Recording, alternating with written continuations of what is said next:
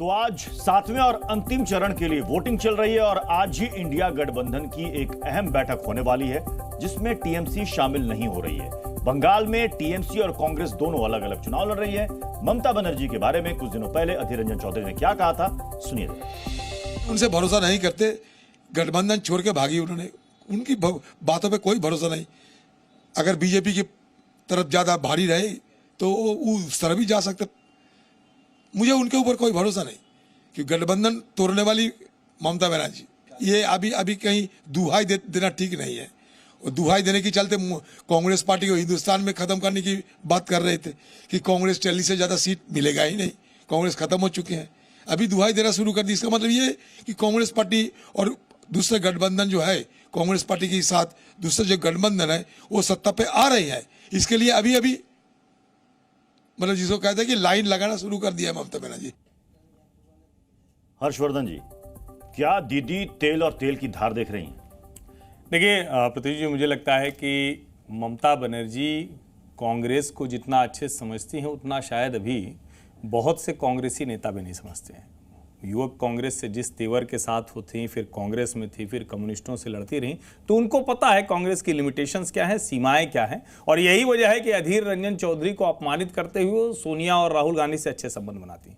लेकिन उनके भी मन में कहीं न कहीं होगा 2024 में जब नरेंद्र मोदी तीसरी बार आएंगे और अगर ममता बनर्जी का यही रुख बना रहा जो उनकी राज्य की राजनीति के लिए बहुत महत्वपूर्ण होता है, तो उनके लिए मुश्किलें खड़ी होंगी, उनके लिए बहुत सी मुश्किलें आएंगी। तो जो अधीर रंजन चौधरी कह रहे हैं उसमें कोई बहुत आश्चर्य नहीं है कि अगर प्रचंड बहुमत के साथ नरेंद्र मोदी फिर से आते हैं तो वो शायद वो दूसरी जगह लाइन में लग जाएंगे। बड़ी बात कह रहे हैं, ये तो सच है ना। हाँ। कि ममता बनर्जी ने जितना राहुल गांधी को डिमीन किया, अरे ये तो बच्चा है, अरे ये तो नरेंद्र मोदी को यही बढ़ा देता है बोल बोल कर, तो मुझे लगता है कि अधीर रंजन चौधरी और ममता बनर्जी दोनों अपनी अपनी जगह सही हैं और ये इस गठबंधन के अंतर विरोध को भी दिखाता है, जिसकी वजह से शायद कई जगह पर जो थोड़ा और बेहतर करते वो बेहतर प्रदर्शन नहीं कर पा रहे। चित्रा बाथम जी, क्या यही वजह है कि ममता बनर्जी आज बैठक में नहीं आ रही हैं? अधीर साहब कह रहे हैं कि हमें तो भरोसा ही नहीं है इन पर, वो कभी भी स्विच कर सकती है। उनके लिए उन्होंने एक शब्द यूज किया, ट्रोजन हॉर्स।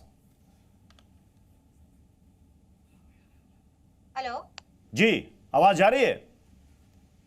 देखिए, ऑफिशियल जो स्टेटमेंट आया है ममता बनर्जी की तरफ से वो ये है कि वेस्ट बंगाल में अभी फिलहाल जो चक्रवात की वजह से जो परेशानियां उस पर्टिकुलर स्टेट को उठानी पड़ रही है, वहां के लोगों को उठानी पड़ रही है, उस वजह से वो इंडिया गठबंधन, और आज पोल का भी डे है, तो इस वजह से वो इंडिया गठबंधन की बैठक में शामिल नहीं हो रही है। ऑब्वियसली हमेशा हमने पीपल्स वेलफेयर रखा है। ठीक है, लेकिन चित्रा बाथम जी, अभी आपने सुना अधीर रंजन जी को। अधीर साहब कह रहे हैं कि उन पर तो भरोसा ही नहीं है, वो मौका देखेंगी, जिसका पल्ला भारी वही निकल लेंगी। देखिए, जैसा मैंने आपको बोला कि आज की परिस्थिति ये है कि ममता जी आज हमारे साथ इंडिया गठबंधन में शामिल है और हम बीजेपी के खिलाफ जो है वो चुनाव लड़ रहे हैं। क्यों? क्योंकि इस देश को बीजेपी से निजात दिलाना सबसे ज्यादा जरूरी है। बाकी की जो भी डिफरेंसेस है वो बिहाइंड द डोर्स, वो कहीं ना कहीं बैठ के सॉर्ट आउट की जा सकती है। एंड जैसे कहीं ऐसा तो नहीं कि पीएम चेहरे को लेकर के दरअसल में नाराजगी है? नहीं, मुझे नहीं ऐसा लगता कि ये ऐसी कोई बात है। ये सिर्फ संभ्रम फैलाने की कोशिश की जा रही है। आज लास्ट डे ऑफ पोलिंग है, मुझे ऐसा लगता है कि आज भी हमें जनता के मुद्दों को आगे रखना चाहिए और जनता जो भाजपा के 10 साल के अन्याय काल से त्रस्त हो चुकी है, उस मुद्दों को हमें आगे बढ़ चल के रखना चाहिए। आरपी सिंह जी, 10 साल का अन्याय, मैंने अभी आपको 10 साल का अन्याय नहीं, न्याय गिनाया, किस प्रकार से आम आवाम के लिए न्याय हुआ 10 साल में, वो गिनाया। किस प्रकार से 11वें नंबर की इकॉनमी 5वें नंबर की होगी, जीडीपी ग्रोथ आज आपने फिगर्स देख ली होंगी, जीएसटी की कलेक्शन की जानकारी आपको है ही है।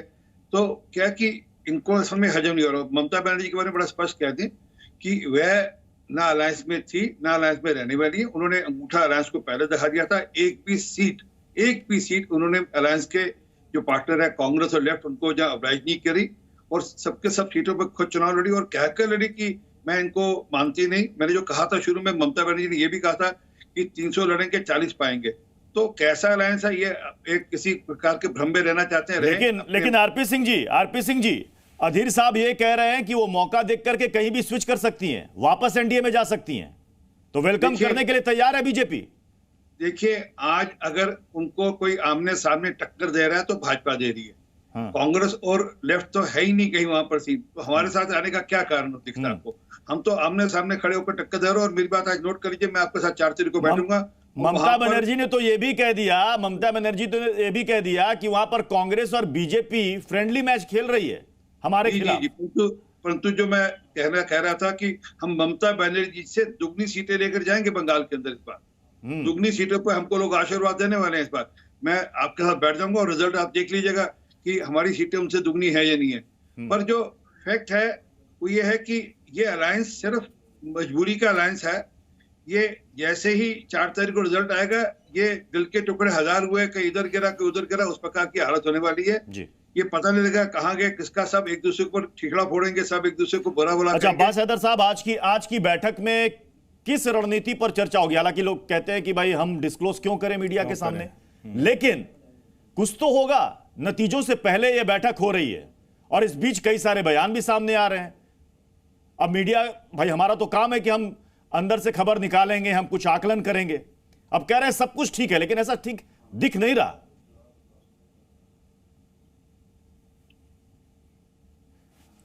अनम्यूट कर लीजिए अपने आप को, प्लीज अनम्यूट कर लीजिए।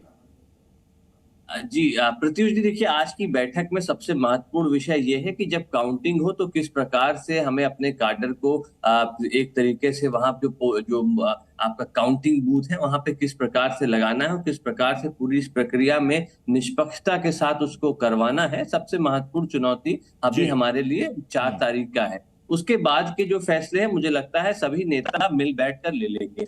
देखिए, इंडिया गठबंधन में निश्चित रूप से मतभेद रहे हैं, लेकिन मनभेद कभी नहीं रहा। प्रत्युष जी, समाजवादी पार्टी और इंडिया गठबंधन के सभी सहयोगी, अभी ममता जी की बात हो रही थी, आज पश्चिम बंगाल की 10 लोकसभा सीटों पे चुनाव है। निश्चित रूप से ममता बनर्जी जी उसमें भी व्यस्त हैं, तो उनका ना पहुंच पाने से अगर हम इसका ये मतलब निकाले कि ममता जी नाराज है, ऐसा पहले भी किया गया है, आप देखिए मीडिया के द्वारा। लेकिन अंततोगत्वा क्या हुआ, लेकिन आपने कहा कि हमारे मतभेद हो सकते हैं, मनभेद नहीं हो सकते, इसलिए हमने अधीर साहब का वो बयान सुनाया जिसमें वो साफ साफ कह रहे हैं कि ममता दीदी पर भरोसा नहीं है।